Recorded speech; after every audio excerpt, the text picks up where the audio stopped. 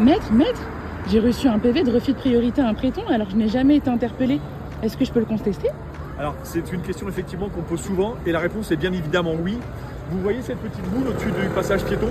Et ben, cette petite boule, elle sert notamment à verbaliser les gens sans les interpeller. C'est ce qu'on appelle la vidéo-verbalisation. Et grâce à la vidéo-verbalisation, dans un carrefour comme celui-ci, vous pouvez verbaliser des infractions que vous pensez avoir été commises.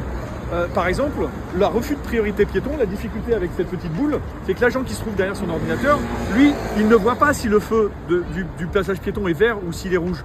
Donc si quelqu'un se présente à l'aplomb du trottoir et que vous passez, il va en déduire automatiquement que vous allez refuser la priorité à un piéton.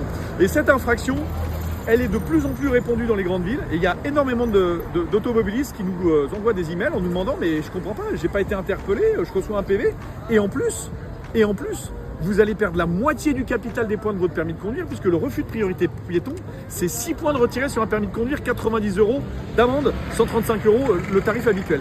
Donc si vous êtes